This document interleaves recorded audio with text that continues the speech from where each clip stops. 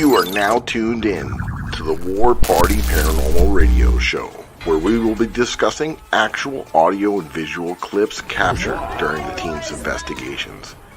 Hear firsthand eyewitness accounts from fellow team members and special guests. Now smash that like, subscribe, and follow button, and let's get ready to welcome team leader and your host, Eric Vanderlaan, and tech specialist and co-host, Mike Del Coro.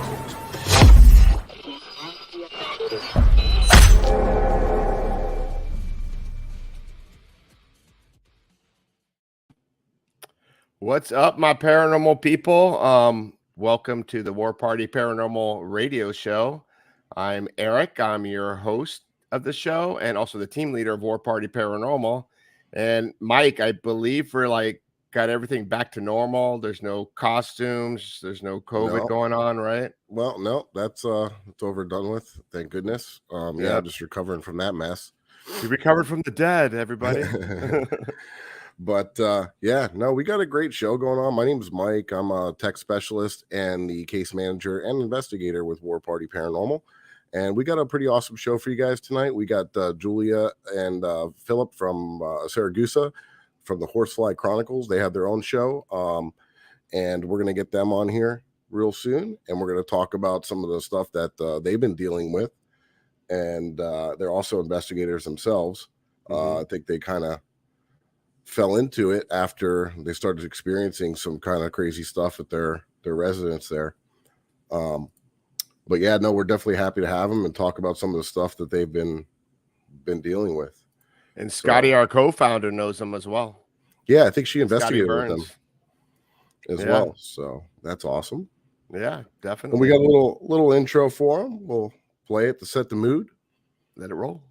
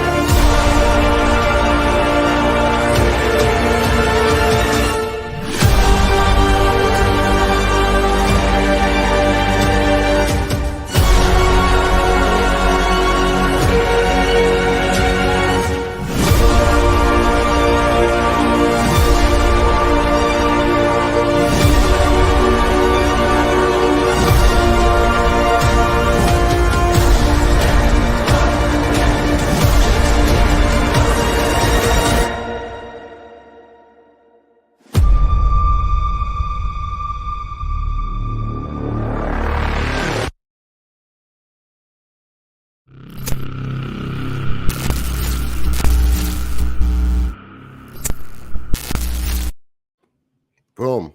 Nice intro. Thank you, sir. Who's the production company? Oh, White Noise Paranormal or White Noise Media Productions. There you go. Welcome, Julia and Philip. That's a really nice intro that you guys have. Oh, yeah. Great job. We give everyone a grand entrance. Thank you. Right? Help was worthy. It was. Thank you. That was really nice. Definitely. Right, awesome. So how you guys doing tonight? We're alive. We're alive. That's good. That's definitely a good thing. We got another hurricane coming our way. How about that? I know. I'm not happy about that. But What you heard about that? yeah, it just popped up out of nowheres. But that's what we got. It creates for perfect paranormal activity. It does. All We the actually changes to investigated in a tropical depression that was coming through. We were getting all kinds of activity as the feeder bands were coming through at a train station. It was nuts. Yeah, it was crazy active. I think changes in the barometric pressure and all the other stuff in the atmosphere just created a perfect environment for some good paranormal activity. Yeah. So guys, That's true. That's like after lightning, a thunderstorm, and it clears out, and you have that static discharge when you go outside in the fog, and then you investigate, and then you're like, wait a second. Yeah. Why is my REM pod going off like crazy? But yeah, we got some crazy stuff there for sure. And you guys have been dealing with some crazy stuff for years now, right? 12 years. 12 years. Wow. So just so some of our viewers and some of our watchers and a lot of our viewers that are here are investigators themselves. So it's neat to have that like little paranormal community that we got going on here. Mm-hmm. And we wanted to dive in and ask you guys, kind of maybe start like from, I know you're coming off the tail end of your guys' show because your show ended and ours started. Mm-hmm. And but check out their show. It's a perfect Paranormal Monday. Go to their show, they're done, and then you come see us. Yeah, perfect. So we kind of wanted to ask you guys just to kind of start from the beginning and kind of let us know exactly how this all panned out. Yeah. As New Yorkers originally, we were hardcore skeptics, non-believers in things that you don't see. And when you move into a home that you thought you've chosen, but the host, kind of like chose us. And I want to say this. This is very important out there for people to acknowledge is that. So in 2009, we were renting a home in a different part of Pennsylvania. Life was perfect. Perfect job, perfect family. It was a storybook. Everything was smooth and nice. And we wanted to buy the home that we were renting, but it didn't work out. So then we started looking at other homes in Pennsylvania. And we found a home on Zillow. And I called the real estate. It was a Saturday. I was off of work. And she goes, I'm sorry, but it's under contract with another family. So then we just went and started looking at other homes. And we found another home. Now, this is a story where it's God versus the devil. Watch this. We find another home that we like. The real estate showing us around. And the home was owned by a priest. Nice home, nice layout. We didn't. You didn't like the stairs. The stairs were a little off. It was very steep stairs, which I don't like. But everything else was good. We didn't sign anything. We still wanted to look around, but in the back of our thoughts, like this could be a really nice home. It's a nice layout, for the kids and for us. And time went on. We went on a mission to search other homes. And then my wife calls me one day and says, guess what?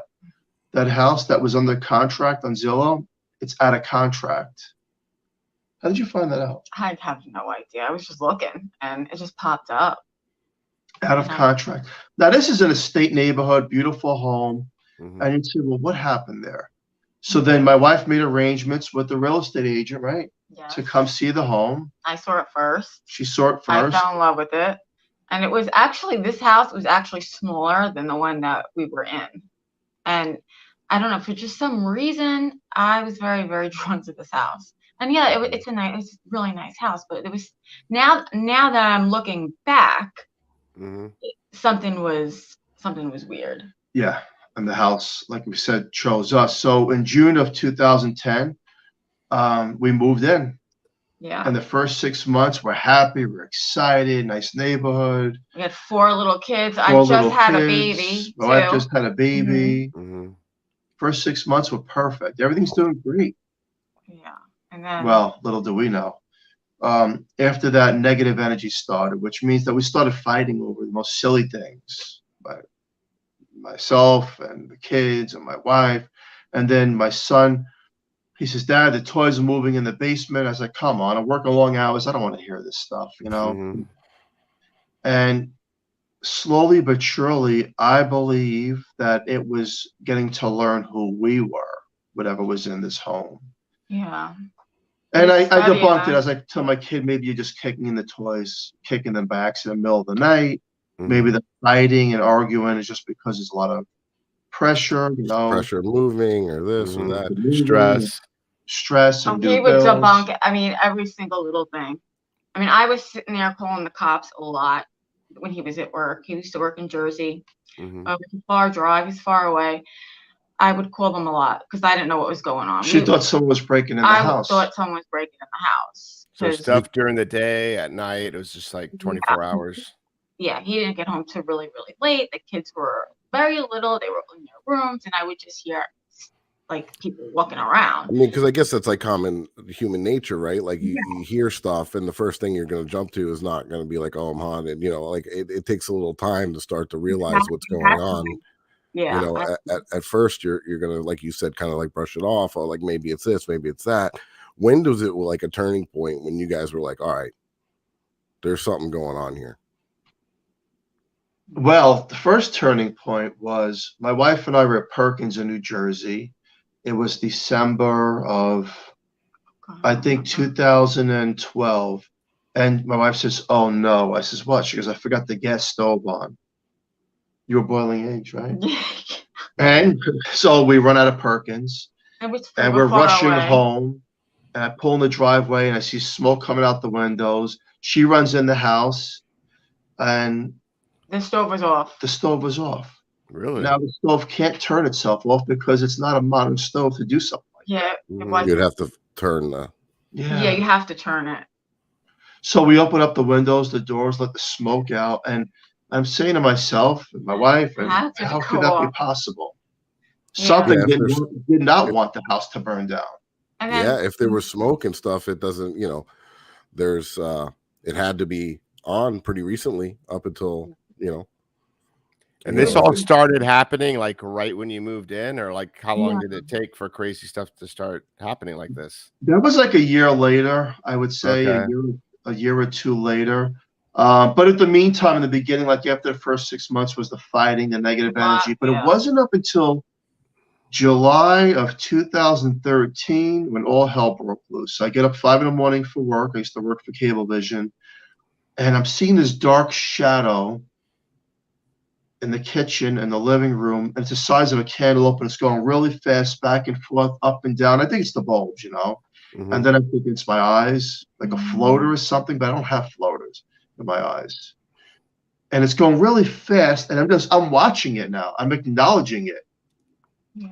And I remember I went, I have a long drive to work, and I went to work, and my friends and I go to breakfast at a diner. I'm telling them there's something in that house, something's wrong. And then one of them said, maybe it's feng shui, maybe the house is just off-center. I said, I don't feel comfortable there. I don't know what it is. I feel like I can't relax in this home. And then I'm on edge in the home. Sick, and then we had like this. We have a really nice basement, finished basement, and there was a room down here. And I said, "Oh, this would be a nice room for our oldest son." He was 11 at the time, and he liked it, and he was okay. And then out of nowhere, he's getting sick, like really, really, really sick. And I can never pronounce what pancreatitis. Yes. Now, mind you, he's 11 years old. And I even said to the doctor, I'm like, okay, if he had a drink or something, like, they're like, no, we've never seen this in an 11-year-old child. Mm-hmm. Wow. And I was like, okay. He's like, let's get him out of the room. Something told him to get him out of the room. Got him out of the room. We put him in this room here, which is like our den, because we didn't have any more bedrooms left. And he just got better. He just got better. And so I was on a mission to contact the paranormal team. Now, the only paranormal teams I seen was on television. Right. I don't know much about paranormal teams, but there was one locally, Easton Paranormal Society. I reached out to them, and they came down, and they did an investigation of the home. And I'm learning now. They bring all their equipment in, and I don't know much about the stuff. And it's funny that you said that. It kind of like drew us in. It did. It drew us into where we are today. This house. Because you want to get answers. You want to know what's going on, and then you're not going crazy either. I know. I was hoping that they would say it's the lighting in the home, it's the electricity, something's it's the wiring. You know, nobody that's working long hours. You make a large investment into a home. You don't want to hear anything about ghosts. Especially when you're doing good in life. But and that's probably, you know, calling a team, like that's what we specialize in, is residentials and things of that nature. So what you're telling us is not something that we haven't heard before. You know, it's definitely stuff that comes up. And the last resort, usually for somebody like you said, like yourself, level-headed people that are working hard and they're coming home, they just moved. The last resort is to call a paranormal team to their home. You know what I mean? So obviously something is bothering you guys. This is going on. Now you have the team come out, and then they do an investigation, and you were just about to kind of tell us what they told you or what they found. Yes. So what they found, what was happening was they had psychics, mediums. They had a big variety of different types of people in the field. And one of the psychics were in my front lawn throwing up. The other one is in my bathroom downstairs screaming her head off. My eyes. Now, I got to be honest with you. I'm a New Yorker. I'm hardcore. I'm like, are they not? Do they take exactly to my house? Or am I? So what's going on here? You're trying to think rational. I'm trying to think rational, like a New Yorker would think. What's going on here? I got to like smack sense into people and wake up. Right. But what was actually happening was, and I didn't know because I'm learning now, is that this thing is going after everybody in different ways. Yeah. And I'm saying to myself, this is amazing. Not amazing, like not no, we get you. How is this possible? Yeah. Yeah, it's unexplainable. The investigation, I can't say went well. I can't say went. I was all confused. Yeah. And then a week later, the team leader, who was an ex-police officer, got in touch with me. He's like, look, I have something to tell you. So we meet up, and he shows me a video. And the video looks like a demonic entity in the wall in the basement of the bedroom where my son. In the house, right? Is that the one that didn't want to come back? That you met him? There was a few people. Yeah, that was another that one. Wouldn't come He back. shows me a picture. Now, look, there's optical illusion. There's matrix, and it's hard to make out pictures, right? But definitely. Well, let me listen to this recording, and he's playing back this spirit box, and you hear growls, and I says, what is that? He says, that's a demon. And how are you going to hear a growl on a radio station? Like, there's no growls on a radio station if it's sweeping through radio stations. That's pretty crazy. I didn't believe it. That's just me. I didn't believe it. Right. Thank you for coming down. I appreciate it. Not that I believe you. I'm not going to discredit you, but I just don't believe that that's possible. So in what my did home, you do? it's not a 100-year-old house. The home was built in 96. 96. We're the third owner. So what do? I went on a mission to contact another paranormal team a month later that has no affiliation with them. And I'm doing my due diligence because now I'm seeing shadows in the corner of my eye starting to appear. And I don't know if it's my mind playing tricks, what I'm seeing, but it's always quick and it's the corner of my eyes. It's funny that you say that because we see, we go in search of this stuff, right? And we've experienced that stuff. And it's always in the peripherals. Yes. When you see a shadow figure, most of the time it's in your peripherals, So what you're saying lines up. Yeah, that's wild. And so you contact the second team to come out for a second opinion. They come out a month later on a Saturday. I drive home from work. I meet up with them at the home. There's a big team. And the photographer is in my basement. He goes, I want to show you something. He shows me a picture of this big orb. And I says, this is what I see with my eyes sometimes. He goes, I seen it too with my eyes. And I felt good. I felt like I'm not going crazy. Yep. It's someone else who's a photographer, not even an investor, is seeing this. And that was like the wow factor for me. And I remember their team leader got scratched in the ankle. They were bleeding. And I says, well, maybe you walked into a piece of furniture, But they're like, no, something scratched me. And the investigation didn't go well because some of them were getting sick, tired, drained, very argumentative against each other and with us. That's such a big, huge factor here that everybody that would investigate or come would always get so mad. Like you can see their demeanor change. They would come in and be We've had that happen to us. Sweet people, and then turn into like these crazy people, like yelling, screaming, angry, fighting with each other. Like they'd be fighting with each other. And I was just like, and I'm gonna be honest, of a lot of these first teams that came here, I really wasn't involved. I was upstairs with the kids. I had like a I don't know, he was like 6 months old. My youngest son, he's 12 now. Yeah, you're like, I'm gonna take the kids. You go I see just what really yeah. was not involved in any of this until I would say a few years later, when I really started to like open up and start seeing what was going So on. if the house is fairly new, it's not that old. What do you think happened there? Like, what do you think is the cause of this negative energy? Is it the land? You Is it know, something that maybe well, happened in the the home? person we had here was Sean Austin, who was part of the Demon Files, and then the show that just came out, Mhm. 28 Days Haunted, I think it was. And it's fascinating because he says that before he lived out in Westchester, I believe. Before he came here, he's being circled by a horsefly.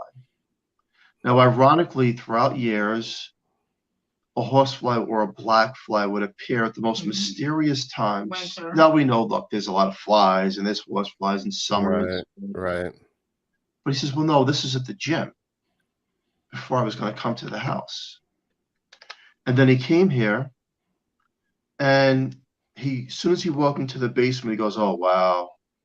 He sees the orb the size of the cantaloupe, this black orb floating. He sees it. And he breaks down all his equipment and starts investigating. And he's like, this is wild. Whatever's happened, there's things here that I can't explain. Yeah. So then he went on to introduce me to Ralph Sarchi, and he came down to my home. And he's yelling at me. He goes, my GPS got lost. I don't know if it's the ghost that's visiting me before I come to the home. He was not happy. And I'm learning now. I'm learning what's going on here this time. And throughout time, we've had over 52 paranormal teams, psychics, mediums, remote viewers, wicked shaman, priest, rabbi. And you would say, well, why? Why? Well, number one, I don't believe in anything. And number two,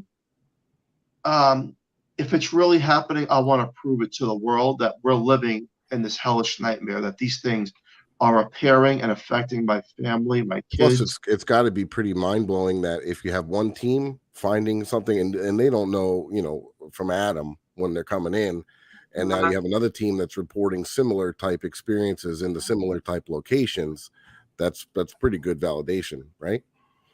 We've had a lot of top credible people come to this home that I was learning in the field of what they do and how they work. And I can tell you that when people question, do demons actually exist in the physical realm? I'm going to tell you straight out, whether you believe it or you don't, they do.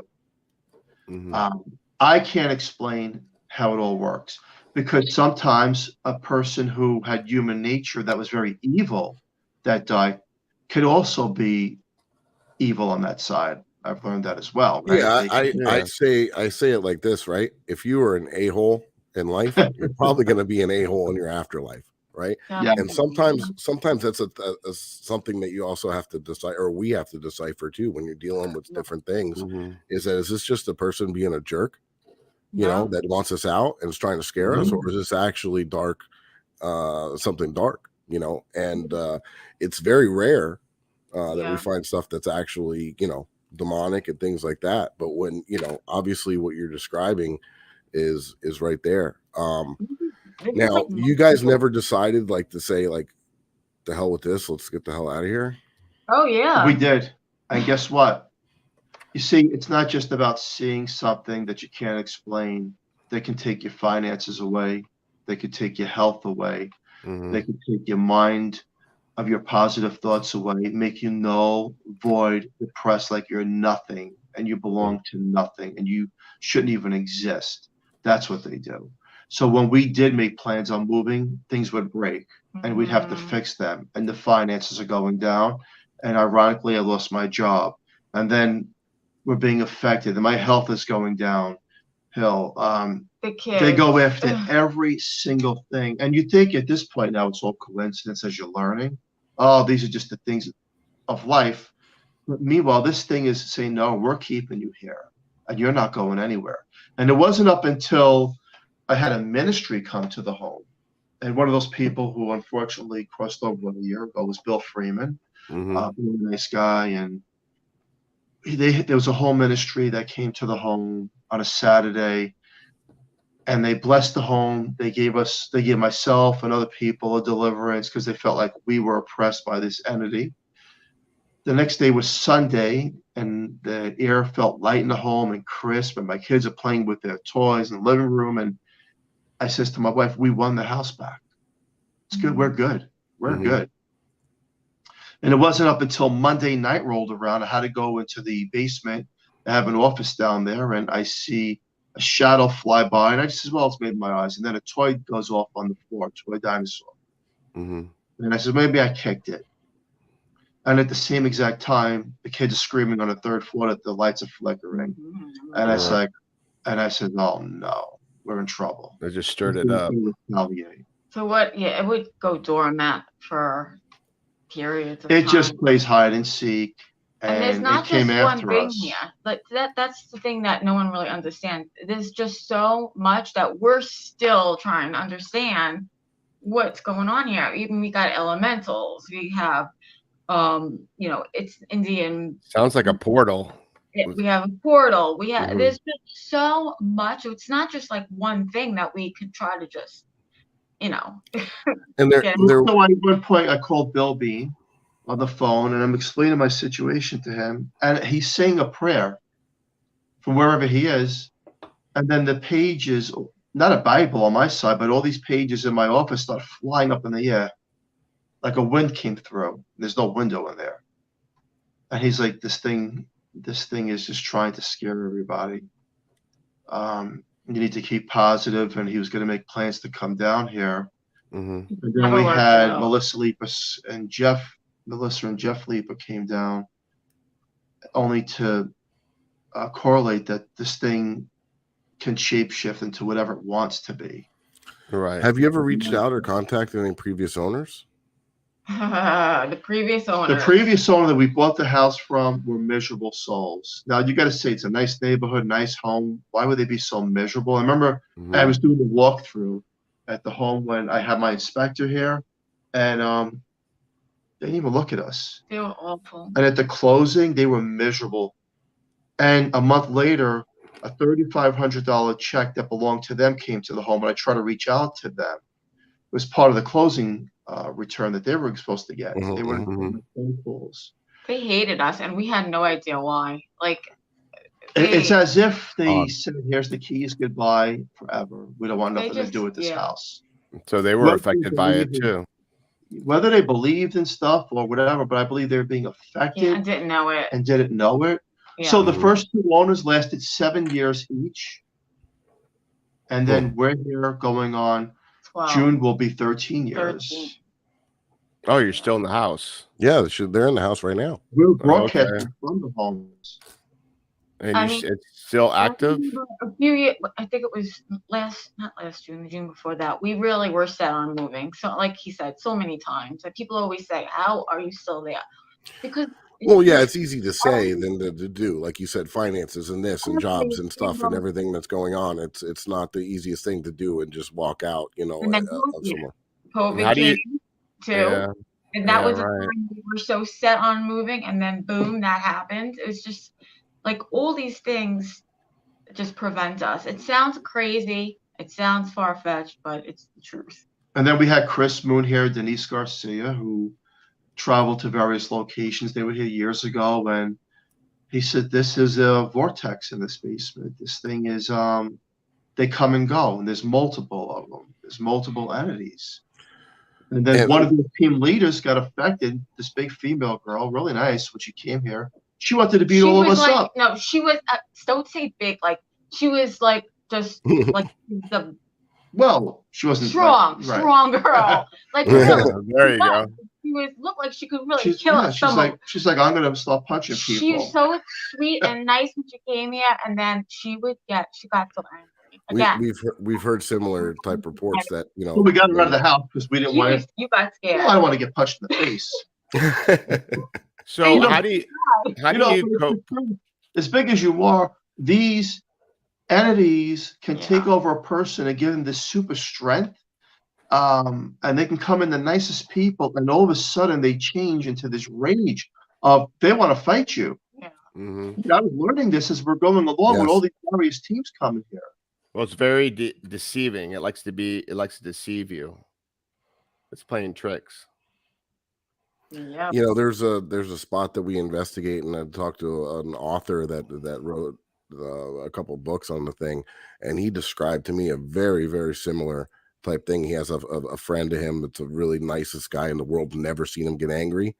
And during their investigation out this place, the Doubletree here in Florida, Port St. Lucie, he would get violent and angry. And he said he's never seen anything like that before in his life, and especially from this particular friend that was so kind and loving and nice.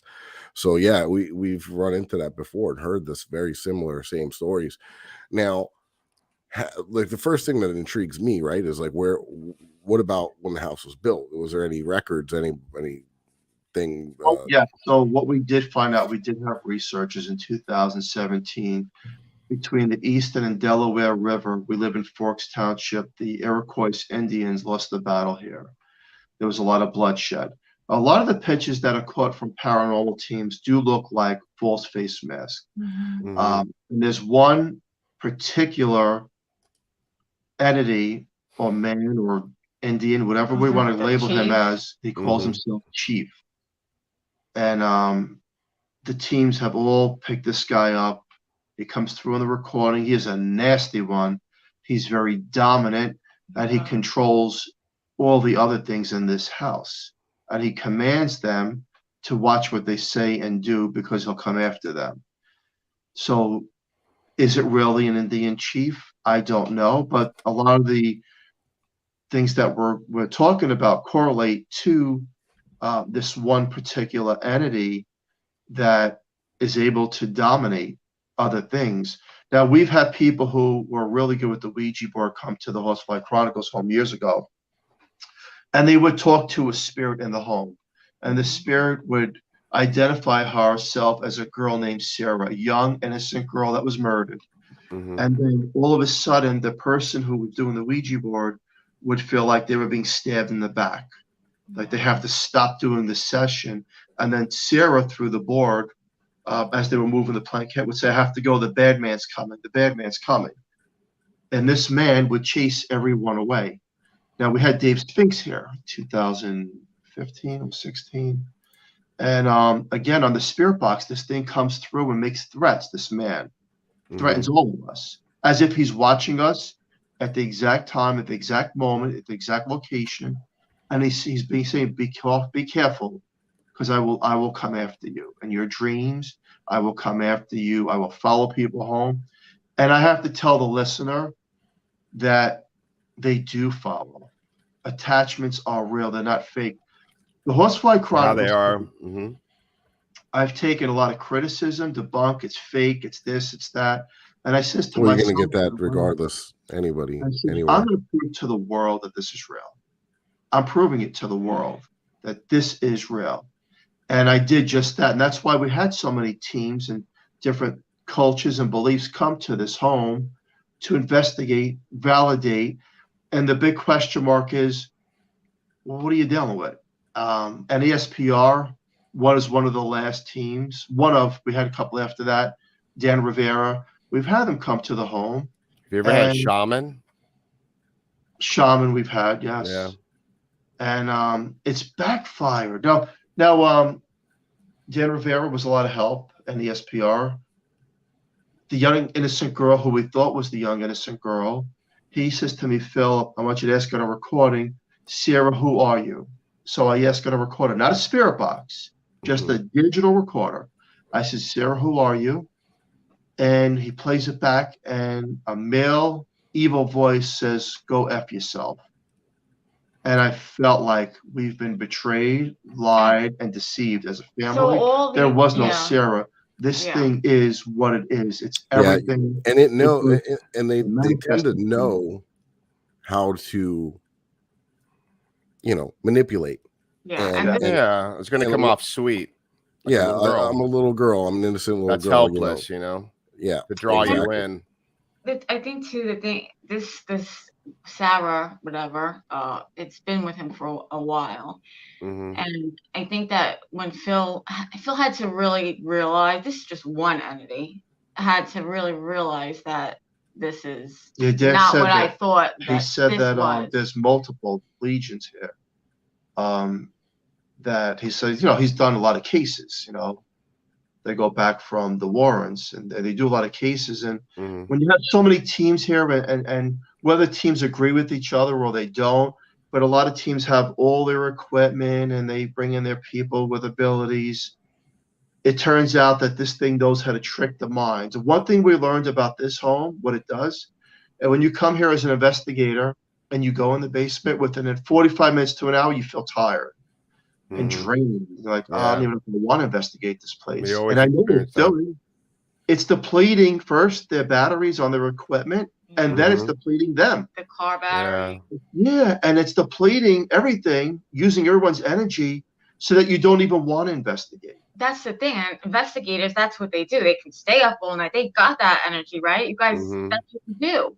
They couldn't. A lot of times you would just see them just draining. Everything would just drain out of them. Man, I would love to do one of the new experiments that we've been doing there. So we're taking a sensory. That could be dangerous. Yeah, it could be for the person doing it for sure. Yeah. We've been doing a sensory deprivation experiment where we put the red lights over your eyes like a Gansfeld experiment, and you listen to a white noise, spirit box, instead of the white noise. And some of the stuff, the visuals that we're getting that line up with the audio and everything, it definitely could be dangerous in a situation like that. For the person, one of our teammates, Joe, he's in the chat here. He is like an empath, and he's sensitive, and he's starting to, kind of hone his skills. But yeah, he definitely gets affected. I mean, we've seen him get emotional, come out like after it, just like tearing up and just a lot of different things. But yeah, no, I mean, what you're saying and everything that you're saying lines up to stuff that we've accounted in different locations, but actually all in one location. So Mike, we're at that halfway point. Yes, we are. We have a little sponsorship that we got, and for our investigators out there. And we're going to roll a little clip for you, and then we're going to talk about it. So hold that thought, and we'll be right back.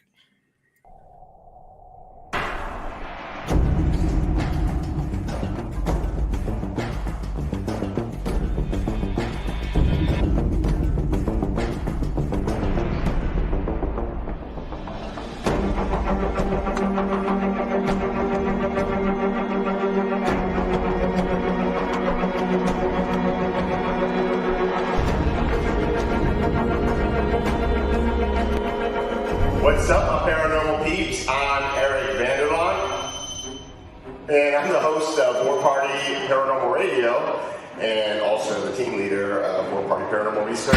And we got an exciting announcement to let you guys know tonight, and it involves stuff like this, and my co-host is going to tell you all about it. What's up, guys? I'm Mike Del Coro with War Party, obviously.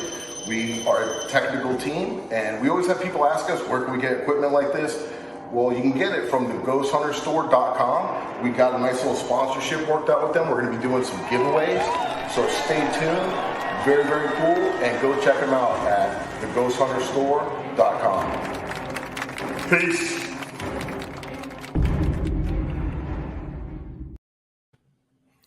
And tonight's a special night.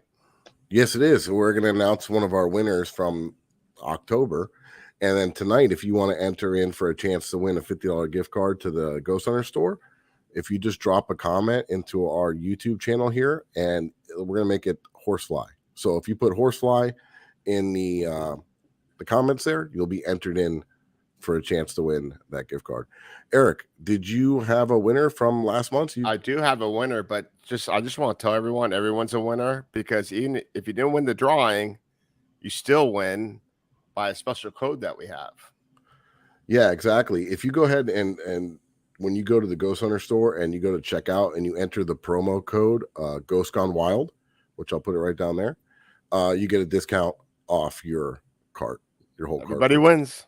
Everybody's a winner. All right. So, and go ahead. Did you want to announce who?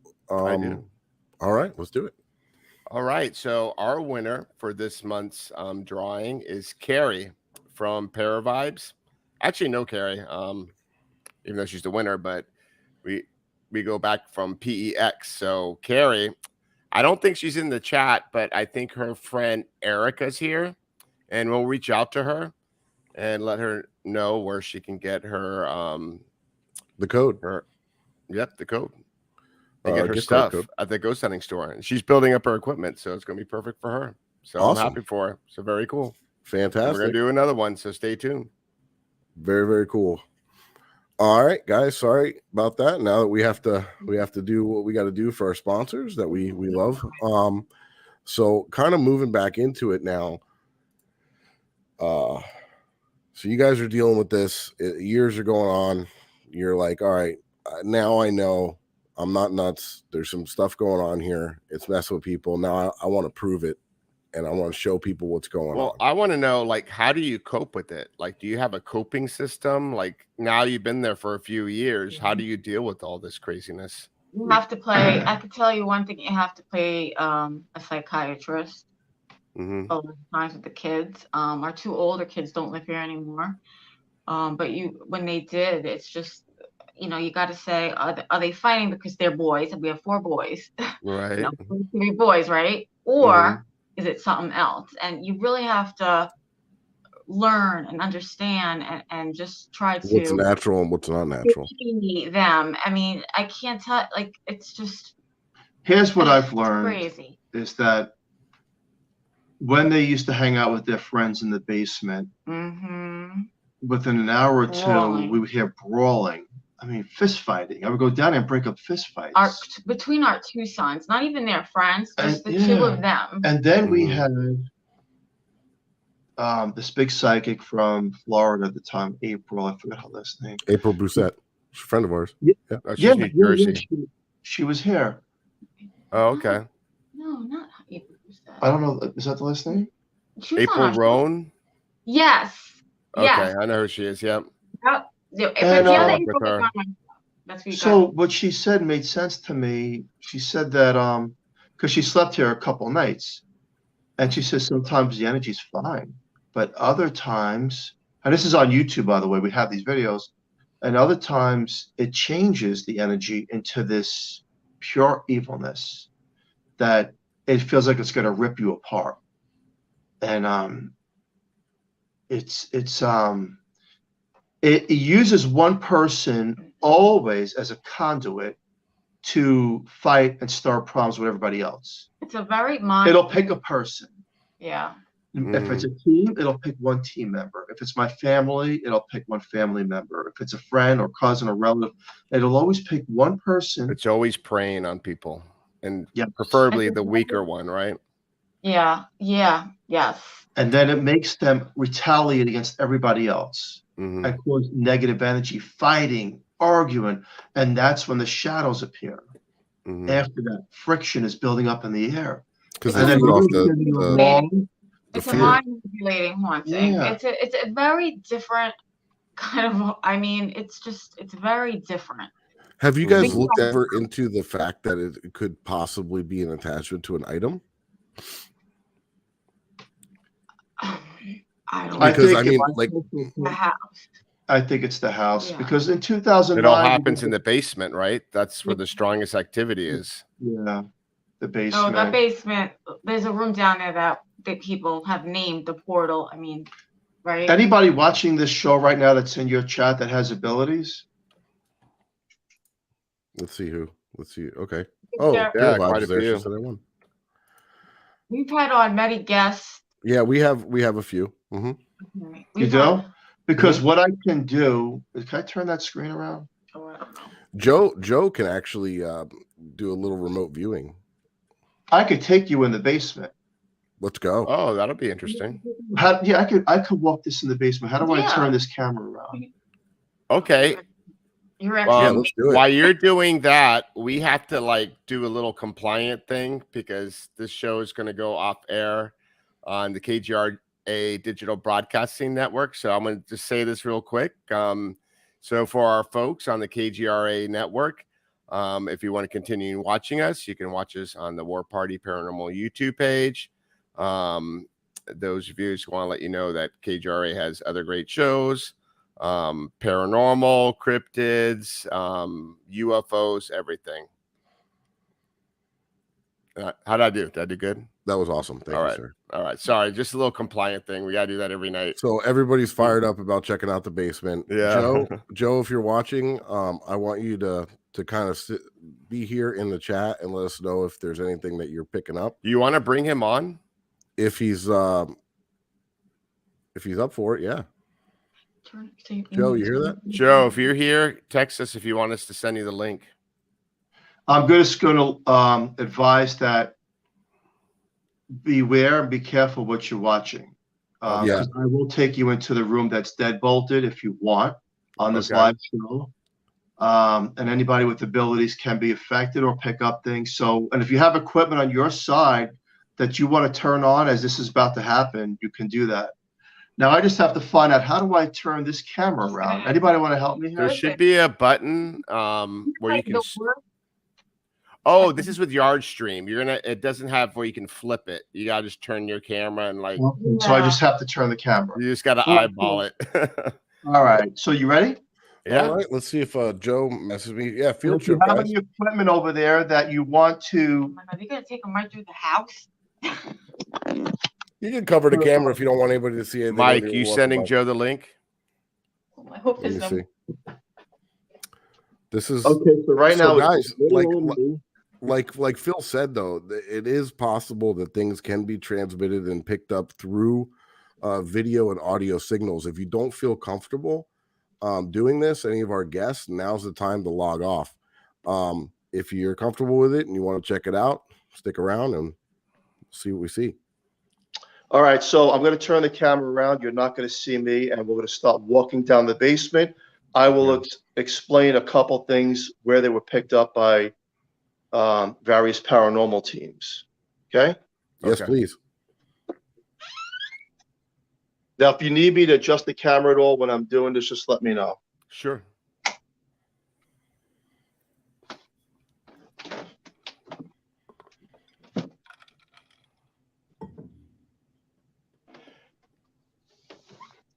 So right here at this point, on a live stream with Paranormal Zone TV with Noreen show back in 2015, a shadow person was caught with a top hat coming down the stairs. Top hat guy again. Yeah. It's weird. I'm not sensitive, but like I feel like my hairs are gonna stand up on my arms. How far are you from Poughkeepsie, New York? Oh, I don't know. 2 hours. We're going. I'm going to be there for five days. I think I'm flying out Thursday. Well, you're always invited to come down to the Horsefly Chronicles home. So we try to, we changed the house around. We try to make it, this is a little fitness thing. Mhm. We try to change it so that we can live it as best as we can, but there's one room that we dare to go in. Okay, so I'm going to just give you what happened here. When Dave Spinks came down, 2015, this corner here is where one of these shadow people came out of. Now, this back wall that you see, when paranormal teams are here and investigating, they look like little misty, sneaky shadows going up and down the wall. They flutter. And you say, well, it's the bulbs, right? But no, it's not the bulbs, because then appears these shadows right on the corner there. They fly. They're really, really fast. So they come from this back wall here. Phil, can you see the comments coming up on the screen? No, I have the phone turned, so I can't see it. Yeah. Someone says, yeah, I don't like the energy down there. This back wall is where they all come from. And is that leading to anything that you know of, or It's What's on underneath the other side of the wall? Well, behind that wall is the back. It's the ground. Oh, yeah, because you're in the basement, right? Okay. Yes. There's not another room. No. Hmm. Now, This room is dead bolted. That was our son's room. This was our son's room who got where he got sick. sick. Yeah. Now, let me just, before I open this door, and I have the chills myself, there have been some of the top psychics who insisted on staying in this room alone, and they would go Facebook Live, and then about an hour later, we would come in the room and they were passed out. So we got Joe here, which is another one of our team members. Joe, what are you feeling down here? Anything? Well, I just turned this on. When I was going, the last thing I saw was you coming down the stairs with that window. Started feeling just heavy, and when I closed my eyes, I saw like a triangle shape. Looked like 3 circles, but making a triangle. Not sure Joe, people are telling me you're a little hard to hear. Is there any way you can get your mic a little closer to you? Sorry. No worries. I was saying that I was seeing like it looked like an upside down like triangle made of like 3 circles. Mm-hmm. Not sure if you have something in the basement, but I was feeling just heaviness, tightness on my chest. So upside down triangle with 3 circles at the points. Yeah, just made up of 3 circles. So 3 circles like inside. 3 balls making a triangle. Gotcha. Okay. That's interesting that he said that. We'll talk about that when I go back upstairs. We are now entering the portal, the room that no one's allowed to go in because too many people have been taken over. And here we go.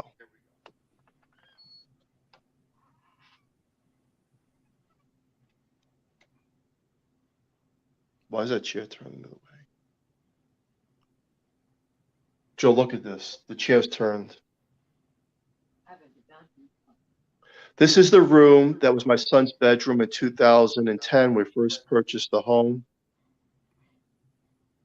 Over 52 paranormal teams, psychics, mediums have been in this room. No one lasted more than 20 minutes at a time when they're locked in the room alone because this thing feels like they're in a shark tank from what they're explaining. I'm like literally seeing this like a box, like just a black void, but a shape like a rectangle, maybe like a coffin. Did you hear that? Yes. Phil? Yes. And his eyes are closed. I just got like super cold. Granted, I don't have the fan on in the house, in the room I'm in. And I know Joe very well. We investigated a lot together, and his voice is a little shaky like that. Like yeah, he doesn't feel comfortable. This wall is where it's on YouTube from the paranormal teams. These orbs and things come through this wall as well.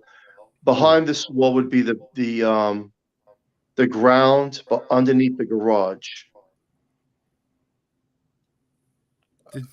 Has someone said anything about their eye,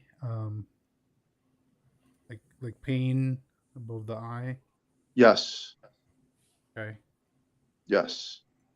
Now the wall I'm about to show you, this wall, which I don't see anything now, we had the room repainted, whereas where that demonic figure was by the first paranormal team, Easton Paranormal Society, that's also a present picture. I don't see anything now because we had it repainted and the growls were coming through. So it's just a wall, but whatever it is implanted itself into that wall at that time. See now, and you said the house was built in 1996. Yes. Have you taken out like that outlet and like look back in there and see if there's anything beyond that structure? Because you see this structural beam right there. That seems like I would like to have like the blueprints or whatever looked at by a contractor. I wouldn't be surprised if there's a void behind that. Have you ever checked into that, like drilled a little hole and stuck a scope in there or anything? Well, if we go on the other side of this room, there would be the light switch right there. Okay, then maybe on the one of those walls leading to the outskirts or anything like that. Have you checked anything out like that way? Because something is drawing you to this area for a reason, right? So, I would like to do a little I would like to have a contractor look at it and see if there's anything weird going on. You know, if What there's we anything. did detect was very, very, very high EMF here. So we did have it checked for breakage in the lines of electricity. There's no problem with that. And that's a closet there. So right here, which is also locked, now this would be where the water pipes are that come into the home. This is where the water pipes are. Joe, you want us to give you a I'm minute seeing just something to like ducking out, like just every time I try to like focus in on it, just like shoots out of the way. Like, And behind this door would be the hot water tank. Gotcha. So this is the actual room. I don't feel comfortable, so we're going to leave the room. Like the chair, I don't know why the chair's turned towards the wall. I don't know. So Well, I mean, we have a lot of people picking up stuff. They're saying they don't feel super comfortable in there as well. I wonder if the previous owners like dabbled and stuff. Maybe that's why they were so weird acting. No. I mean, well, I don't know. I can't answer that. So I'm going to go back upstairs now. That's the basement. Thank you for showing us that. Yeah, thank you. No, yeah, definitely. That's the basement. That particular room, you could check it out on YouTube. I mean, there's an abundance of evidence and knowledge from teams, and you just can't stay in there that long. Now, I was doing live experiments in that room on with everyone's equipment from around the world, and the equipment would go off and either shut everything down, or it was crazy at times. I actually saw the video that from years ago with the little dinosaur going off on top of the slot machine there that you posted. So that was 2 days after the ministry left, when I said that the toys were going off by themselves.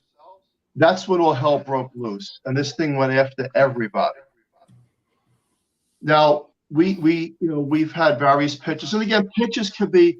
Look, I'm the first person to debunk things. You have optical illusion, you have matrixing, you have different things. But when you have recordings behind pictures, you have to say to yourself, then the possibilities of these things are real.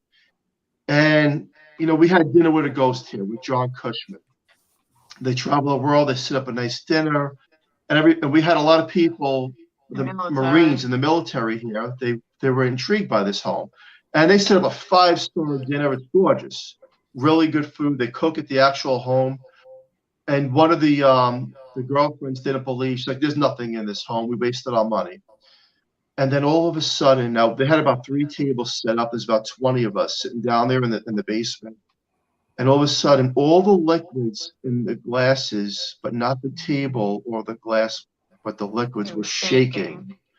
Yeah. And then she grabs her throat and she's like, "I can't breathe. I can't breathe. I can't breathe. Get me out of here. I can't breathe. It's choking me."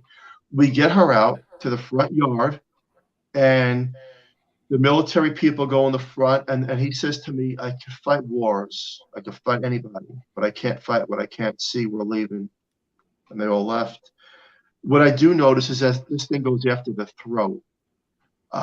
It wants to close the throat so that you can't speak. When I first moved here, like a year or two in, I remember playing the song Ave Maria, which is a beautiful religious song. So I'm just playing. And Are you guys religious?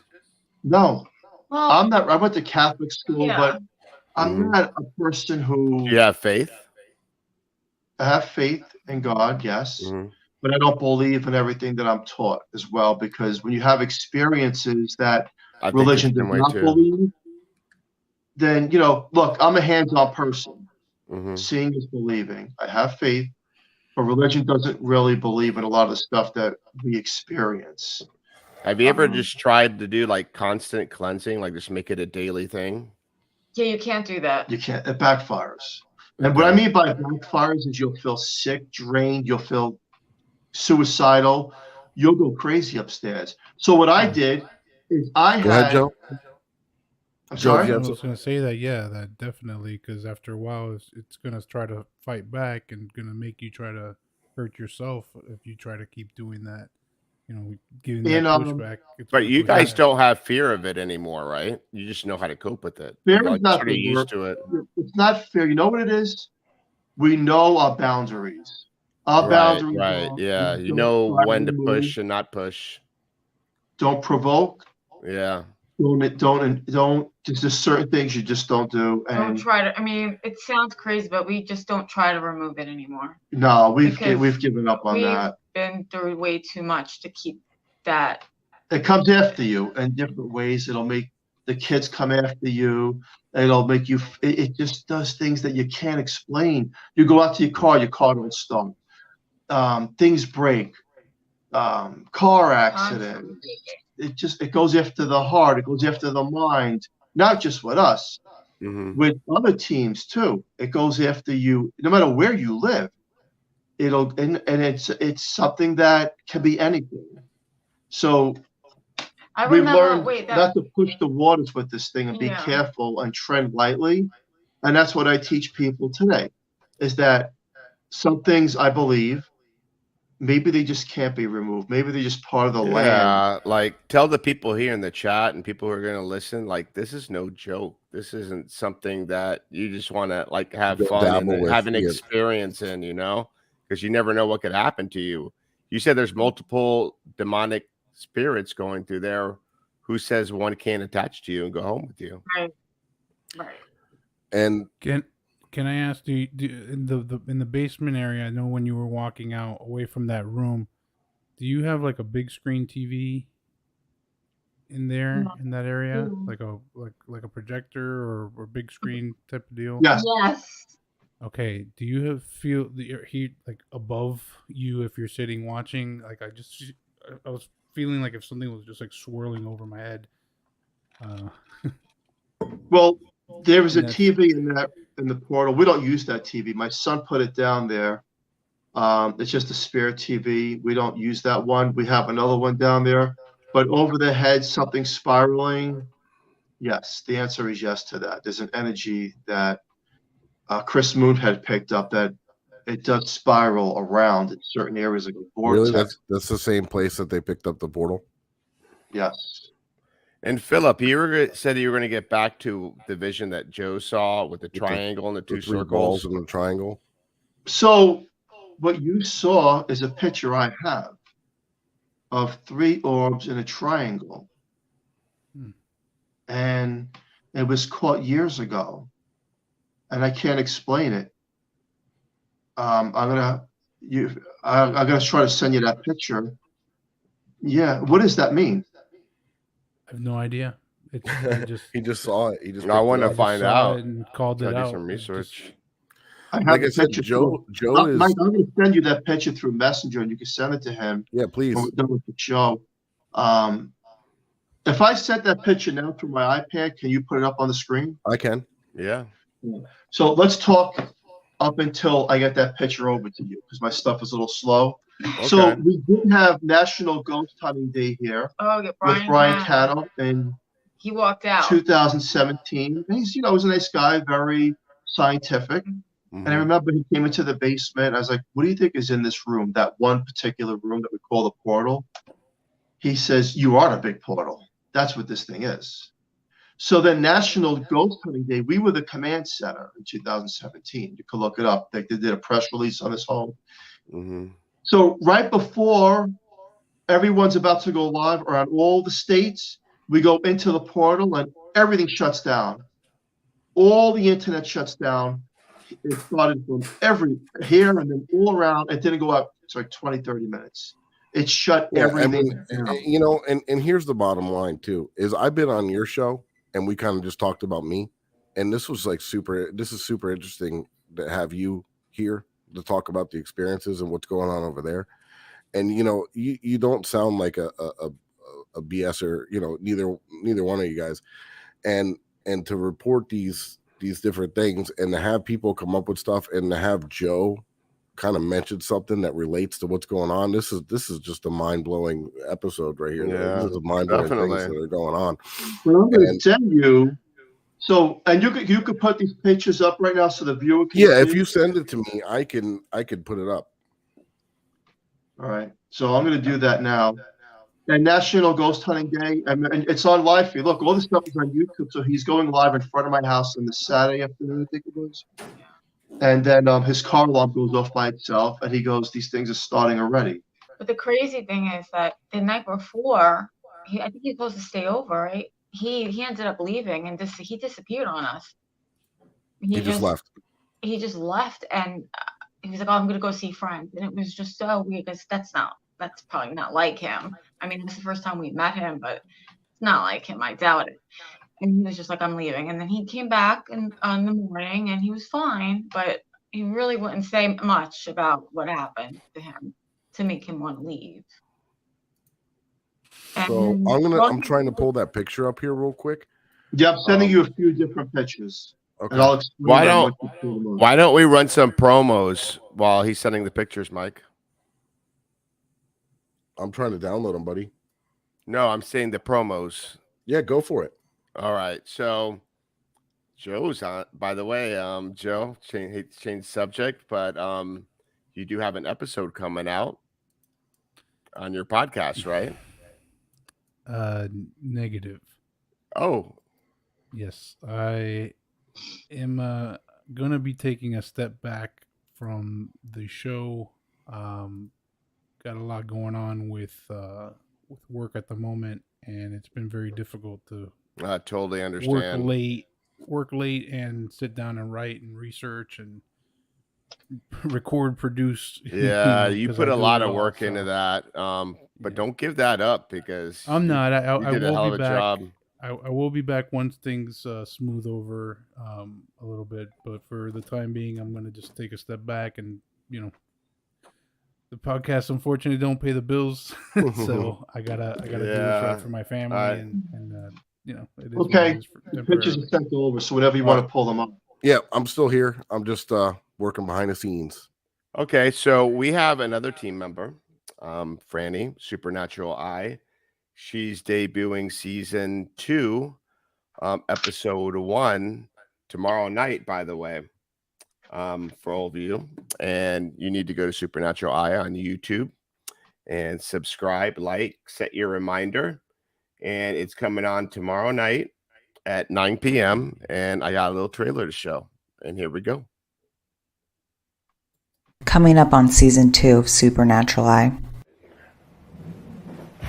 I always do that. You okay? Did I hit? Oh, the wall. Yeah. Good. Yeah. Okay. Just making sure. Probably think that's fun.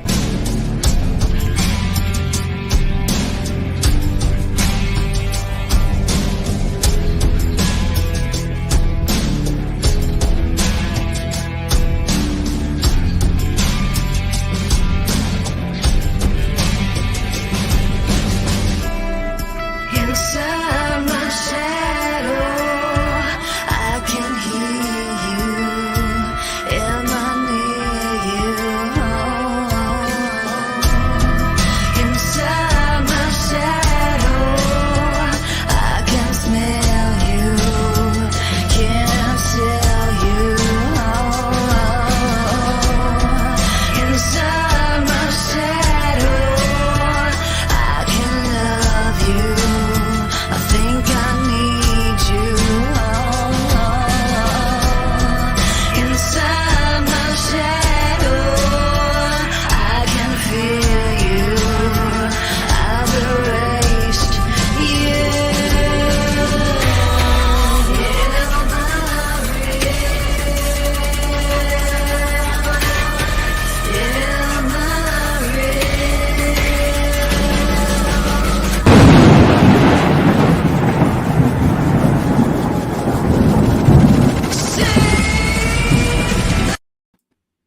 Yep. So check it out tomorrow night at 9 p.m.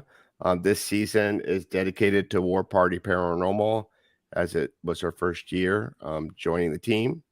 And episode 1 is going to be the first time she met us. And here's a little banner. Yeah, very cool. I'm excited for this episode. This season, it's going to be really neat. Yep. Mike and I take a part of it. He's the interviewer. I'm the producer. So definitely check it out. Hop in the chat. We'll be in there talking. All right. So I got some of these photos here, and I'm just going to randomly pop them up. And then if you want to kind of tell us a little background behind what's going on here. So that's the priest at the Horsefly Chronicles home, 2017.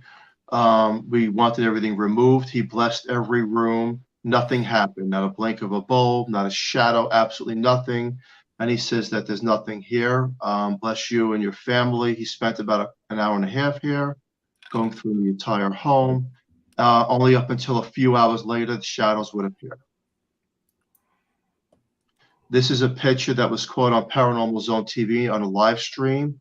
Some people can see it. It's very hard, but you can see the shadow of something coming down the stairs. At the same time, on YouTube, that toy dinosaur was going off by itself after the ministry left, and that was on a Monday night. Wow. And let's see what else we got here. What is this one? That was a picture caught by a paranormal team from the first floor to the second floor. Up on the banister appears to be a child. Yeah. Little boy. Yeah, I see that. Standing like between the rungs of the handrail. Wow. Real child, though. I think I'm. It's a shapeshifter. That's what I'm going. Yeah. Believe it. Because you can't fit in between those. I wasn't getting child from that. Looking at that. You are getting that? No. But that's what it seems to look like, right? Yeah. I mean, you can almost see. I can definitely see the face, and I see like a sort of like body, but sort of like distorted, right? Like, I don't know. Yeah. But the face is clear. Explain this one here. This is wild. We see that a lot. This was a picture caught by crazy. the team from St. Albans. They came down here in 2017. They caught this in the backyard. And they caught it through. They set up one of their cameras on a tree. They got back to me a few weeks later and says, look what we caught. We can't explain it. That's that's pretty wild. So before that, right before the house was built, what was the land? What was it usually? It's like an empty field, or what was it? It was Eula's farm, yes. It was a farmland. Here's the triangle of the three orbs that you had. That's it. Oh, there you go. What is that? Does that kind of look like what you were seeing? It was doing one of these spinning when I saw it, but when it ended, it showed as a. And you know what's funny is with 3 dots, look what's on the mantle there. It's triangle. A triangle. That's what it's literally called, a triangle, right? For ringing the dinner bell kind of thing. You said you saw a triangle and then 3 circles in a triangle. It was 3 circles making a triangle is what. So exactly what I'm seeing here with the orbs is what I saw. Huh. Wild.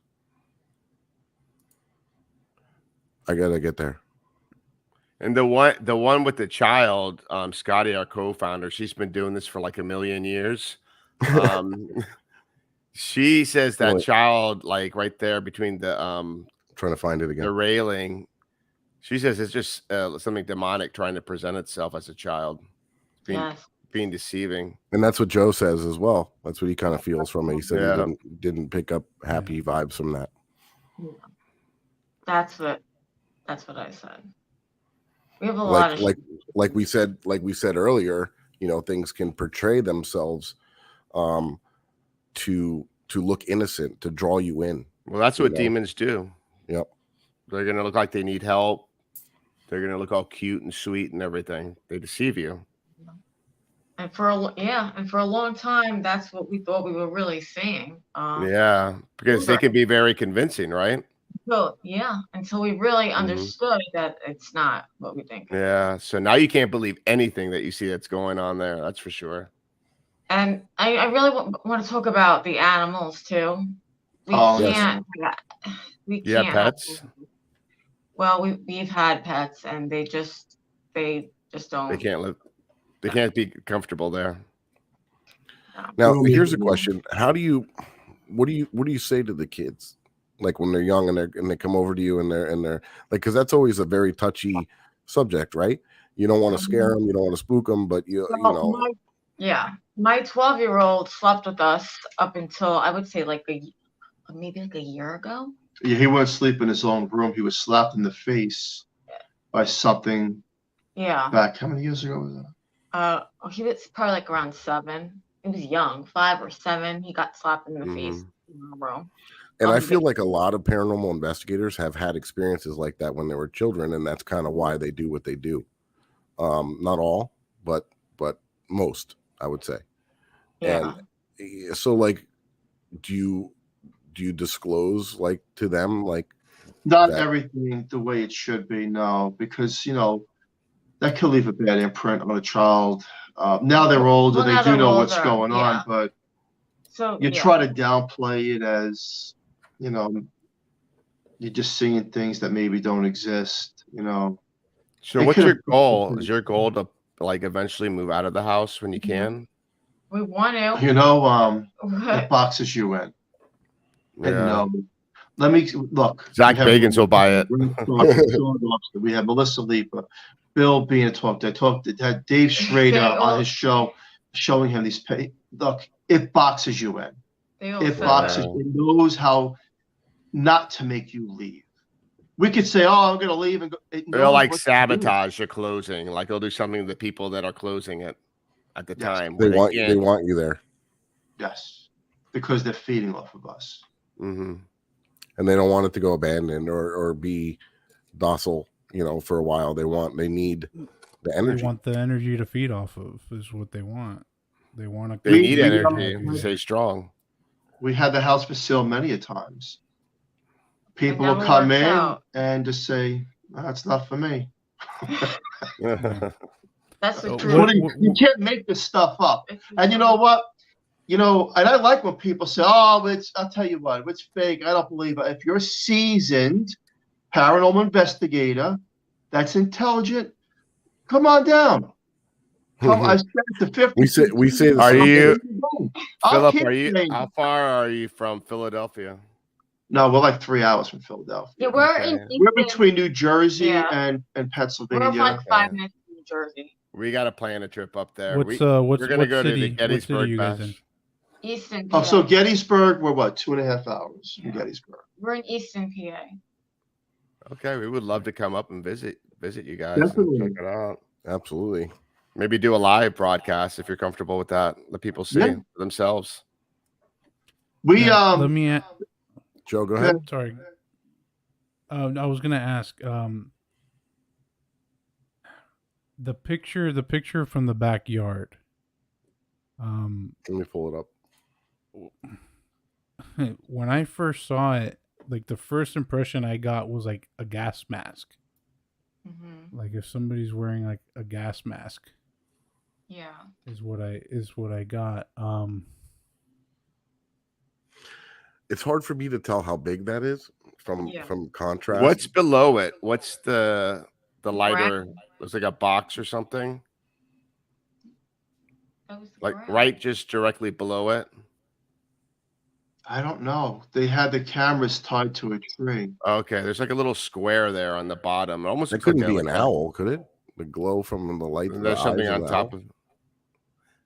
I don't know. It was the camera was still right.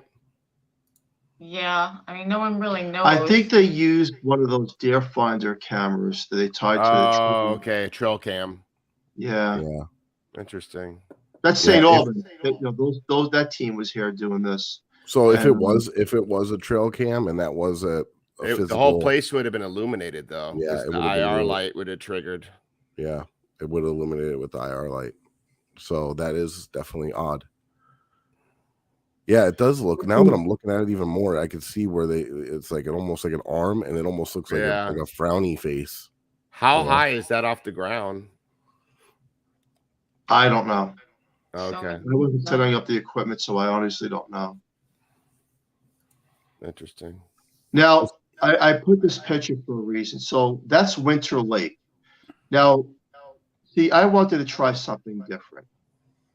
I wanted to try and have someone at my home who studies demons, believes in demons, and see what they would feel in this home. And when he came to the home, now this is someone who practices all this stuff.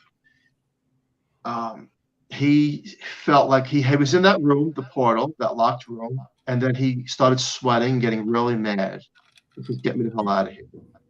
And I get him out of the room. We're in the basement, and then we're taking pictures. And he says, "I know what this thing is." He did give it a name, which I don't know if you want me to say on air. We're past the 1 hour mark, so we're not on FCC regulation, so it's open mic. Okay. He said that this thing is Asmodeus. Whether, yeah, I've heard that multiple times. He studies it. This is what he does. You know, I wanted someone on a different spectrum of their beliefs and what they practice and believe in. And do I believe it? I can't tell you what I believe because I don't even know. You know, I just know that it knows how to play with everybody. So we actually know 2 demonologists up in that area. The Ghost Hunter store that we showed you there earlier. The owner of that is a demonologist as well, and he is actually the owner of the Shadowlands website as well, and he has a team, and he strictly does demonic cases. And then Johnny Zaffis is he's investigating again. Yes, he is. He had some health issues, but he's out and investigating again. And Johnny Zaffis is been on our show, and he's friends with Scotty, our co-founder as well. And I don't know if you know, but he's the nephew of Ed and Lorraine Warren. And Johnny Zaffis. So Tony Spiro sent down an ESPR a couple of years ago. That was Jimmy, Eric, and Eric Vitale, Dan Rivera. Yeah, they sent them down here. And that's live. You see it. But the last time we talked to Zaffis is he's trying to get back out in the field again. He said it's tough because with his name, you know, people won't call him so they can have to meet him and have him at the house, and then what they said is BS. You know, so he said it's a little frustrating. It's hard to get real cases. But I know he is back out in the field. We actually seen him. He was at the event. The Feminology. Event. Yeah. He was at an event a couple of years ago. Yeah. We didn't get a chance to really meet him. We were speaking at an event. Super nice guy. Yeah, super very humble. nice guy. But knows his stuff. Maybe we'll have to set it up, or maybe we can come up there and meet with and see if Johnny wants to come with us, and we'll see what goes on. You know, one thing about this case, the Horsefly Chronicles, again, I came into it not believing a lot of this stuff. And up until you live it, you experience it, then you start to see this thing knows how to manipulate electronics, cell phones, computers, cars, and people, and paranormal equipment. And a lot of people, you know, they try to criticize and debunk and not believe, and that's okay. But before you criticize somebody, make sure you get all the facts on the case of what they're actually living, because what we're showing you tonight is a scratch on the surface. We live here. After the show's over, you're back in your homes, wherever you live. We live this. See, me, my wife, and my kids, and what this thing does, it knows how to isolate, separate, and control and dominate to a point where it knows who it wants here and who it doesn't want here. It knows when to appear and when not to appear. It's very intelligent. When the priest was here, nothing happened. Right. So when we had the Reverend and Deacon here, it knows what to do. And we understand that too as investigators. Not every time do we go to a spot is it active, you know. But I would definitely like to see with some of our modern equipment and some of the stuff that we're doing and cutting edge type stuff. You know, Joe's got some stuff that he's breaking out, and as well do I, and Eric, that we've been testing some new ideas, and we're getting some amazing different results, and and come at it with like some newer tech and some different things, and see if we can maybe find some answers. That's our and our goal is, our real main goal of War Party Paranormal is to help people that are having residential problems in their own homes, and then what we do is we're not saying we're specialists in everything. Sometimes we'll push that if it is a case of this nature. Well, no one's an expert at it. Exactly, until you're dead, right? Then but bringing in a religious person or somebody that is a bishop. I just feel there's something like Native American around there that's causing that. That's what I believe. I mean, I don't know if I'm right or wrong, but that's from like talking to you. Joe, you okay, buddy? I mean, I would agree with that. I don't know if that's the only thing, but that's definitely a big in 2014, I remember speaking to Rosemary Ellen Guiley, and she insisted, she wasn't here, but she was going to another case, and she was remote viewing, and she says, "This is the jinn. You're dealing with the jinn." I'm like, "What's a jinn?" Yeah, it's like a demon, but like in the the jinn, the Eastern portion of the world, that's what they call like something demonic, like a demon. And those root back, like that was one of the first mentions of anything demonic in history. It went back to the jinn in Asia, like they said. But Philip, I like how you're like reaching out to people with different beliefs, because I think like all the beliefs are sort of intertwined.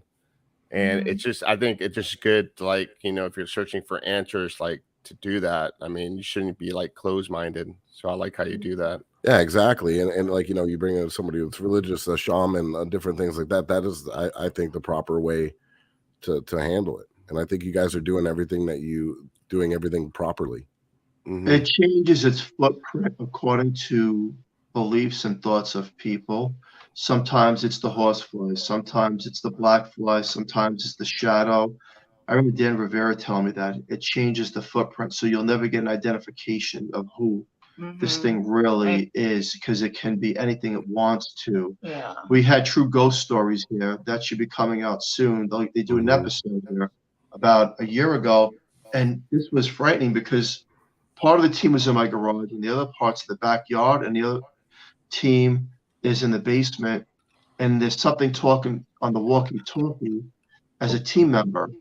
So they all meet, but they say, a mimic. I'm talking on the walkie-talkie. Yeah. Now, that's scary to me, because you can hear the person talking on the walkie-talkie saying, "Meet me here in the driveway," but it wasn't the team member saying it. Oh yeah, they mimic people's voices all the time. Yeah, I've experienced that before. We've experienced that. We've experienced EVPs where we've got Joe on an EVP and he wasn't even in the same room. Yeah, we've had a lot of the mimicking. That phone, he would hear me talking to him, and it's not me. The kids. I don't know how much time do we have left? Because I can show you something that's going to blow your mind. I'm probably gonna have to go. Only because I gotta get my 12-year-old. How much time do we have left? We probably got a few more minutes, then we're gonna end up wrapping it up. So yeah. Before you having me on, I'm gonna have to go. No. Before you go real quick, I gotta get him to bed. But before you go real quick, what's the obelisk shape, like an obelisk, like a tower shape? You ever seen 2001: A Space Odyssey? When it has like that. It's a monolith. Like a black monolith, like an obelisk.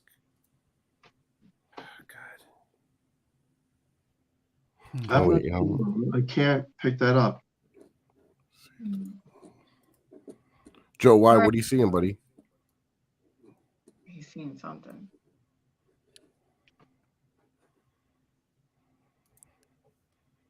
I just keep seeing that shape. It's like just like a pillar.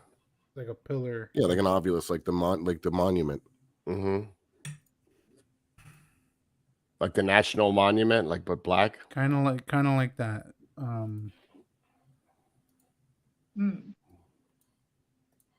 All right, Julia, if you got to go, we understand. Thank you. It was nice. Yeah, thank you so much. Thank you. Thank you so much. Have a great Thank night. You too. Okay. Okay, now it's just me. But I sent you over a couple pictures, but I was actually looking for the actual recording of Sarah. There's an actual recording of her, clear as day, and it is frightening. So I got this one here.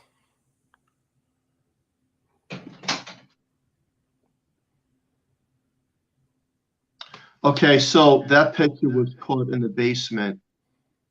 2017 was an active year here, and we had journalists and researchers here. I don't know what it is. It looks like it definitely looks a little. So what's spooky. The title? Says explores Native American legend connected to the horse. We go back to the Iroquois Indians, and that they would use these things to scare off rivals. This thing came from the ground up. So they must have cursed the land. That's what I'm thinking. It has to be. That's what I'm thinking. They cursed the land. Have you ever reached out to like a tribe member? Is there like a reservation around there or someone has Iroquois descent?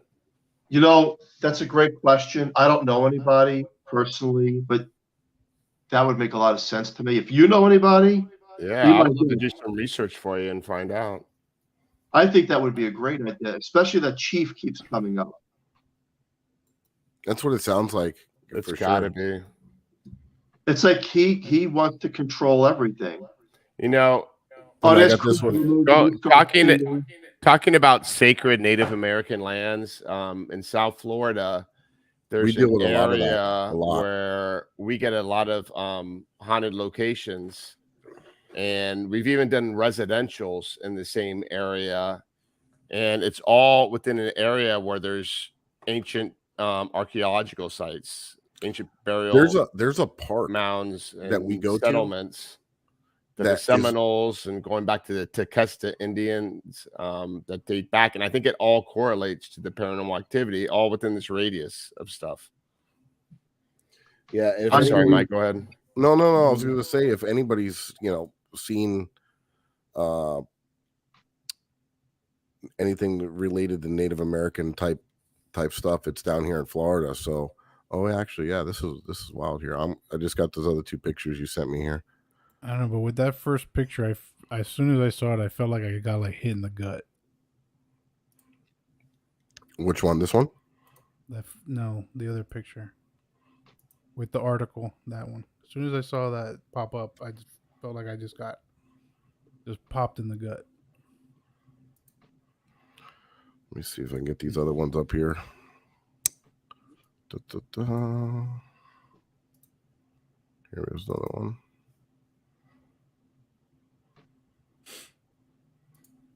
There's this. What's up with the... All right, tell us about this. So we were filming a reality show here in 2019. They thought that this would be a great place for our TV reality show. The TV people did not believe in ghosts. They liked the whole concept of the Italian wife cooking dinner, living in a haunted house, children going to school. They found it to be the perfect scenario for TV. So I advised everyone that this may not go well. I like the idea, but I think these things are going to come after us. So what you see now is one of the TV members, he has a hoof print in back of his neck. He says, "Ow, something's burning. It's burning in my basement," as he was filming. And he's filming, and he's in the exact spot that a year prior was that other thing that I can't make out with the horns. The same exact spot in the basement. And everyone started fighting and arguing, and nothing worked out. So if you look in the picture, it's a hoof print in the back of his neck. We put a penny in the back of his neck just to show the size. Mm-hmm. Here's another one here. All right, and then I got this.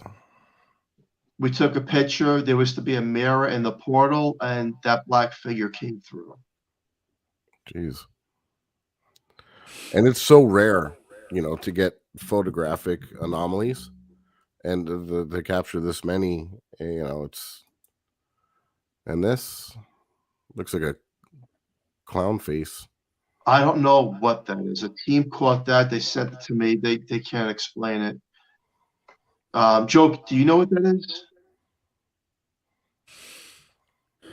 No, is there brick? I mean, your house has brick. I'm assuming. I don't know if that's maybe the light, but I mean, it Yeah, definitely if looks I'm like going to it's be making a shape. skeptical, I'm Yeah. looking at it, and it looks like Looks it could like a be light. pareidolia with the light coming Yeah. from that headlamp, and then with the, you know, the texture of the bricks and everything. I tell But you this what, that one- again, that first picture, man, that But thing this, hit me hard. Yeah. yeah, this one, There, I mean, there you can definitely see. this one Yeah, here that definitely one. gives me the heebie-jeebies. I don't know why, but I'm seeing like I know why. I'm seeing like a gas mask, like on that face, like an old gas mask, like World War II, full head, and then coming down. I'm trying to find the other one with the little boy.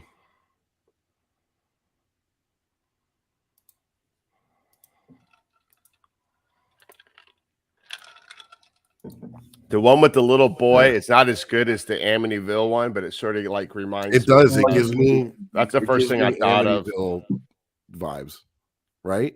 Yeah, that's why it's good to have Johnny Zaffis there, because he's experienced that, and that was affected by Native American.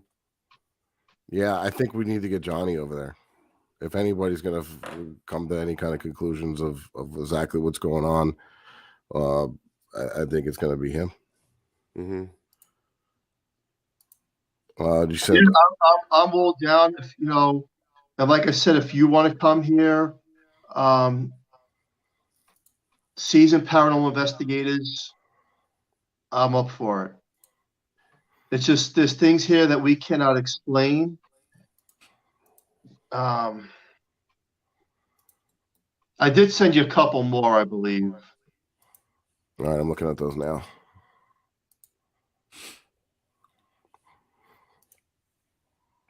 Let's see. All right, there's another one there.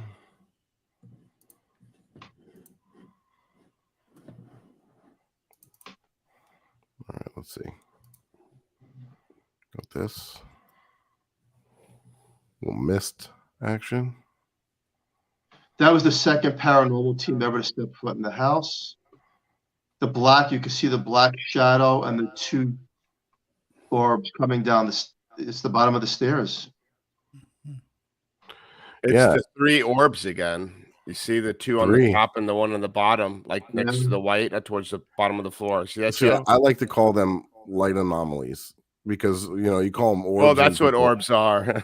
Yeah. Well, I know, but people, when you hear the word orb, people automatically think dust, you know, but that's to me more of a light anomaly, right? And what do we got here? Now, okay, so this is important. Now, look, we could say optical illusion. We could say matrixing. The first Easton Paranormal Society was the first team to capture that picture on that wall I showed you in the portal. Now, let's look at the picture carefully. Maybe you do or don't see what we see. I'm not going to explain it. Can you see something in that picture? I see the shape. I was going to point at the screen, but I see a shape. It kind of looks like the upper half of someone's like body. I The mean, light blue blending in on the other side. It kind of looks like if like the light is like coming off of it on the other side, making the other arm. And then there's a face right in the middle on the top there. Kind of looks, if I was to say Native American, it kind of does look like feathers coming on the top, or actually kind of maybe looks horns. like a logo. So kind of, yeah. I mean, that's what I'm seeing. I maybe somebody else is seeing something different. See, to me, that's too fuzzy. Yeah, for me to because come I up with see, it. if I look really hard, I can see like different types of faces all over the thing. Yeah. That one's a they little showed tough for me me. the picture. As I was explaining the beginning of the show, I said, well, maybe it's matrixing, maybe it's just Yeah. No, for But sure. then they played the recording to that picture as they were taking the pictures in the room, and that's when you heard the growls. Okay. And it is Wild. all those different colors. That's just like it's focused in. It's a close-up shot. Whatever kind of equipment they were using, that was the first team ever to come here, and that's when this psychic was screaming in my bathroom about her eyes, my eyes, my eyes. Mm-hmm. And then the other one was going up in my front yard right after that whole scene of that picture. Everyone was going crazy in the house. So I got a little clip you just sent as well in 9 seconds. Yes. Do you want to talk about that before or after? After. Okay.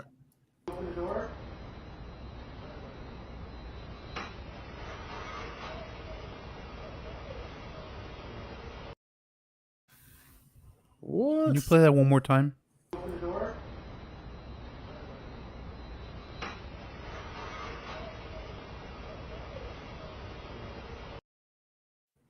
Now, There's something there.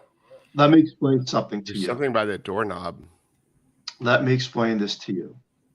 A few years ago, Paranormal Challenge got in touch with me. And I can't mention names because there's a murder tied to this. And they didn't believe in the case. And I said, you know what? Come on down. So we set up a time. They came with their whole team. And, if he says, well, we felt like we were visited the night before. And it's Facebook Live now. I had this on my Facebook Live, okay? I go through each team member in my basement. Hi, introduce yourself. You're at the Horsefly Chronicles home. So the team leader says, I was visited by something in my apartment that was not good, that was very evil. And then the female investigator goes, I seen this thing too. So now there was about 5 or 6 people. Again, I have this all in my life. I don't talk much about it because it's an open murder case. Everything's going fine. They have a ton of equipment. Again, this is Paranormal Challenge. And they leave one of their team members upstairs in my living room, the female. And I says, that's not smart in this room. Don't leave anybody alone. You don't know what's going to come. No, we know what we're doing. We know what we're doing. So she's upstairs alone. And the rest of the team, my wife, myself, and a couple of friends were in the basement with the rest of the team. Now, I have home surveillance cameras everywhere. And she disappears for 12 minutes and then reappears. But I don't find this out till about a week or two later. But as they're here, his demeanor, the lead investigator, goes from a really nice guy to a really evil person.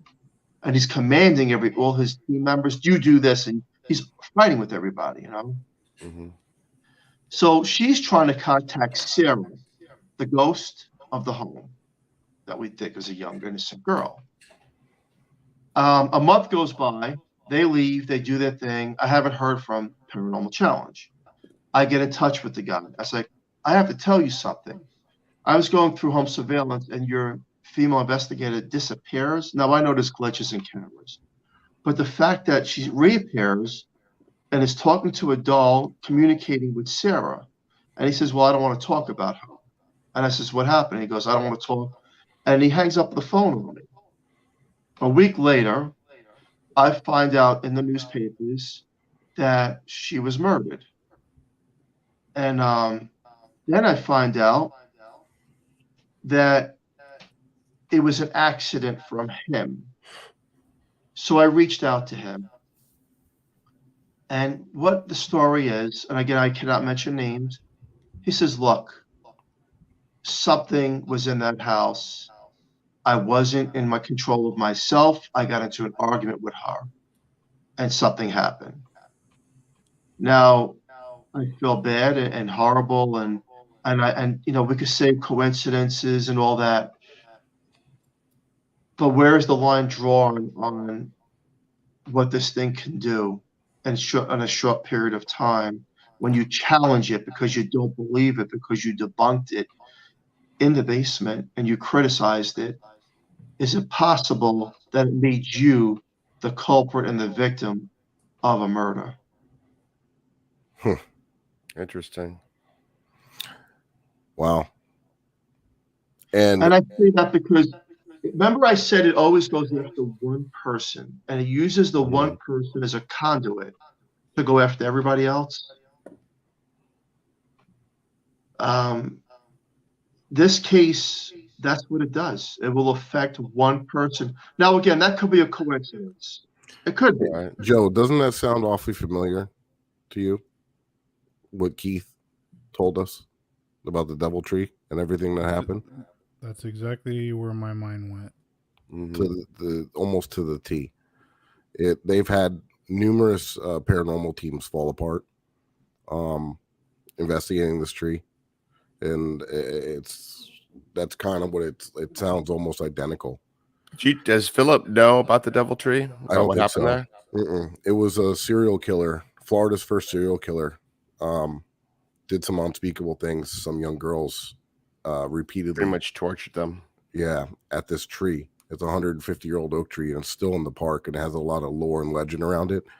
And there's a lot of satanic worship and different things that go on around it still to this day. We found an altar out there with some occult symbols and different things. And we've been out there numerous times with numerous different psychics, and they would not even go near to the tree. And or they would get sick. They couldn't stay there, and they just had to leave. Joe got sick. Yeah. And people turning on each other, a lot of different things. What is going on here? I hear somebody like, "Can you open the door?" I'm gonna show. Yeah, that's what I heard too in that video.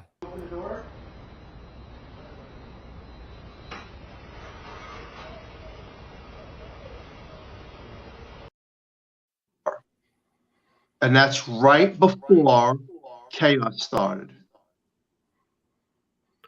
Now it looks like there's something in that room with a green, it looks like a green circle, green hand. We can't make it out. We did zoom in. We had Spirit Realm Network. We sent the video over to them to see if they can like really, you can't capture it, but it looks like something is opening up the door. So someone said it on command, and then the door opened. Yeah. Okay. Now that doesn't happen all the time, because then I'd run out of this house right now. That was something that knew it was going to do something bad that night. Now that I have that video, you don't mind if I play with the lighting and different settings and stuff? And most definitely. Awesome. Well, hey man, be safe out there. And seems like you're taking all the right steps and right precautions, and you know when to kind of back down. And wish you the best of luck, and hopefully you can get some answers on what's going on here. Definitely have to talk later after the show. Yeah, for sure. Let's keep in touch. And we definitely want to thank you. We ran a lot over, but it's okay because it was super interesting. I think we could have gone for like 3 hours on this. I mean, I have so much documented evidence from teams that I could be here all night. Yeah. This case is backed up. When you have 52 teams here, it's backed up with a lot of evidence. Yeah. My mission, my message was to prove to the world it's not just my home. These things are real, no matter all around the world. Yeah. These cases are real. It's not there's fake. other people It's experience not it.